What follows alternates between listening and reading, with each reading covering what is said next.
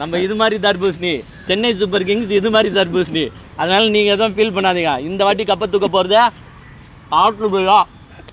ஒரு பழைய தலையை பார்க்குற மாதிரி இருக்குது. ஏன்னா இப்போ ஃபஸ்ட்டு சீசன்லாம் பார்த்தீங்கன்னு வச்சுங்களேன், அவர் வந்து ஃபுல் அண்ட் ஃபுல் பார்த்தோன்னா அந்த முடி ஹேரை லாங்காக வச்சுட்டு அப்படியே சும்மா சிங்கம் மாதிரி வருவாப்புல.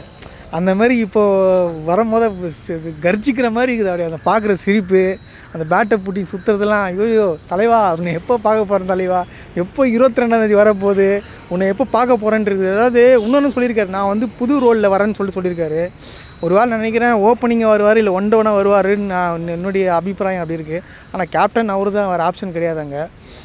அதான் இப்போது தோனின்ற ஒரு சிங்கம் இருக்கிற வரைக்கும் எந்த துரும்பாலையும் சரி, எந்த துடும்பாலையும் சரி, தோனி அது சிங்கம் அது ஒன்றும் பண்ண முடியாது. எங்கள் ஆர்சிபி ராயல் சேலஞ்சர்ஸ் பெங்களூர், எங்கள் தலைவர் விராட் கோலி இந்த வாட்டி 2024 கப்பை தூக்கி எங்கள் கையில் தராரு. இவன் இனிமேட்டு இந்த நாதாரி பையன் மைக்கே பிடிங்கக்கூடாது, மைக்கே தொடக்கூட கூடாது. அவன் இனிமேட்டு அந்த சத்தியம் போட்டிருக்கான். அந்த சத்தியத்தை இவன் நிறைவேற்றணும்னு சொல்லுங்க. நம்ம எல்லாம் யாரு அந்த பக்கம் போப்பா, ஆர்சிபி போடா மைக்கை குடிச்சிட்டு போகிறோம்ப்பா. அது அந்த மாதிரி தான் வருவானுங்க, தர்பூசணி சாப்பிடுவானுங்க, சாப்பிட்டு கம்மி போயிடுவானுங்க. அவ்வளோதான், முடிஞ்சு போச்சு. இவ்வளோ தான் அவனது. அது நம்த்து போனதுங்க. அது சும்மா வந்து ஈசாலா கப்பு நம்தேன்னு நம்த்து தான் போயினுக்குது வருஷம். இதான் வந்து கத்திட்டு போகிறான் நம்த்து போனான். அவ்வளோதான், முடிஞ்சு போச்சு. நம்ம இது மாதிரி தர்பூசணி, சென்னை சூப்பர் கிங்ஸ் இது மாதிரி தர்பூசணி. அதனால நீங்கள் எதுவும் ஃபீல் பண்ணாதீங்க. இந்த வாட்டி கப்பை தூக்க போகிறது ஆட்லுபா. இப்போ நான் ஒன்று கேட்குறேன். இப்போ குஜராத்து டெல்லிலாம் இருக்கிறாங்க, அவங்க தோத்தாலும் வந்து கண்டுக்க மாட்டாங்க. ஏன் அவங்க? ஆனால் ஆர்சிபி வந்து தோத்தா வந்து எல்லோரும் கலாய்ப்பாங்க. ஏன் தெரியுமா? அந்த வாய் தான்.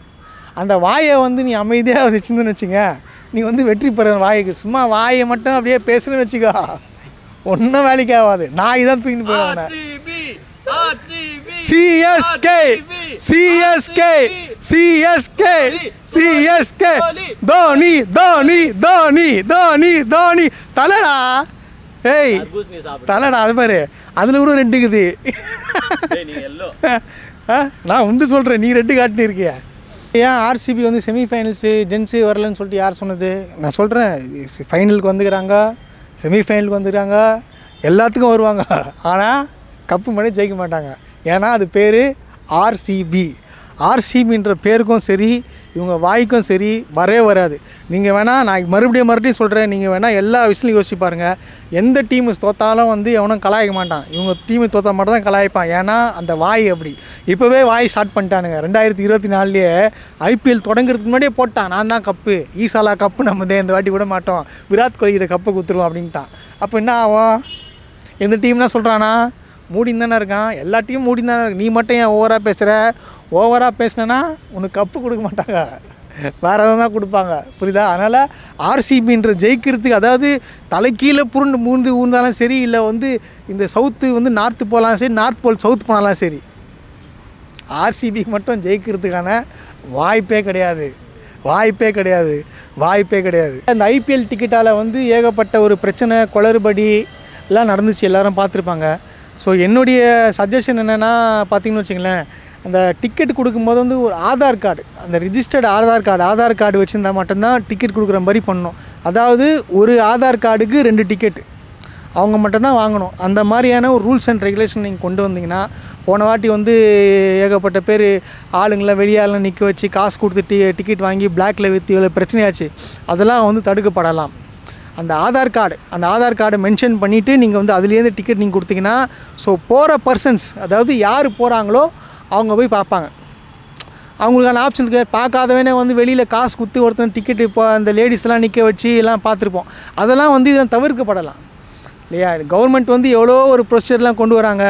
இந்த மாதிரியான இந்த ஆதார் கார்டு மூலிமா வந்து கரெக்டான ஒரு ப்ரொசீஜரை ஃபாலோ பண்ணலாம். அந்த ஆதார் கார்டு நம்பரை வச்சு நீங்கள் ஒரு கார்டுக்கு 2 டிக்கெட் அலௌட் மாரி பண்ணிங்கன்னா எந்த பிரச்சனையும் வராது, எந்த கொலபரியும் வராது. வரதுக்கான வாய்ப்பே கிடையாது. எல்லாருமே பார்க்கலாம் டிக்கெட், எந்த பிரச்சனையும் இல்லாமல் எல்லாரும் பார்க்கலாம். ஏன்னா வந்து கிரிக்கெட்டுக்கு ரசிகர்கள்னு சொல்லிட்டு நிறைய பேர் இருப்பாங்க. நிறைய பேர் கிரிக்கெட், அதாவது பிளாக்கில் விற்கிறவங்களுக்கு மட்டும்தான் நிறைய பேர் டிக்கெட் கிடச்சி போன வாட்டி. ஆனால் வந்து இந்த வாட்டி அப்படி இருக்கக்கூடாது. அதாவது எல்லாரும் பார்க்கணும். கிரிக்கெட் ரசிகர்கள்லாம் கிரிக்கெட்டு உயிரை நினைக்கிறவங்களாம் ஏகப்பட்ட பேர் இருக்கிறாங்க. வந்து பார்த்துட்டு அழுதுட்டு போனவங்களாம் எத்தனையோ பேர் இருக்கிறாங்க. அவங்களுக்காக வந்து இந்த மாதிரி விஷயங்கள்லாம் பண்ணால் அவங்கள கண்டிப்பாக பார்க்குறதுக்கான வாய்ப்பு இருக்குது. ஏன்னா தோனியோட கடைசி மேட்ச்னு நிறைய பேர் சொல்கிறாங்க. அதுதான் என்னுடைய சஜஷன். என்னன்னா நீங்கள் வந்து ஆதார் கார்டு மூலியமாக வந்து நீங்கள் வந்து கொடுத்தீங்கன்னா அது ரொம்ப யூஸ்ஃபுல்லாக இருக்கும்.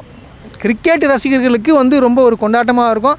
ஒரு வாழ்த்திட்டு போவாங்க, அவ்வளோதான். என்னடா அது கரெக்டாக ப்ரொசீஜரோடு கொடுக்குறாங்க அப்படின்னு சொல்லிட்டு போவாங்க. அது குளறுபடிகளை தடுக்கலாம். ரோஹித் சர்மா வந்து சென்னை சூப்பர் கிங்ஸை வந்து கேப்டனாக வர போகிறார் நெக்ஸ்ட் இயர், தோனி போயிட்டு பெருப்பு அப்படின்னு சொல்லிட்டு பார்த்தேன். எனக்கு அதெல்லாம் வந்து சரிப்பட்டு வராது. ரோஹித் சர்மா வந்து சென்னை சூப்பர் கிங்ஸ் வந்து அவர் கேப்டன் ஆகிட்டலாம், அதெல்லாம் வந்து ஏற்கும்படியாக யாரும் சென்னை சூப்பர் கிங்ஸ் ஃபேன்ஸாக சொல்கிறேன், அதெல்லாம் வந்து ஏற்றுக்க முடியாதது. தலை தோனி இல்லை வந்து அந்த டீமுக்குள்ளே இருக்கிறவராக போட்டால் மட்டும்தான் ஒர்க் ஆகும். அது நீங்கள் ரோஹித் சர்மா இன்னொருத்தரை நீங்கள் கூட்டின்னு வந்து நீங்கள் உள்ளே போட்டிங்கன்னா அதெல்லாம் எனக்கு தெரிஞ்சு வேலைக்காகாது. ஒரு பார்க்குறதுக்கு உங்களுக்கு ஒரு அந்த ஒரு இன்ட்ரெஸ்ட்டும் வராது, எதுவும் வராது. அதுதான் உண்மையான ஃபேக்ட். இதுதான் வந்து சென்னை ஃபேன்ஸோடைய வந்து ஒரு மனநிலை, உண்மையான மனநிலை தான்.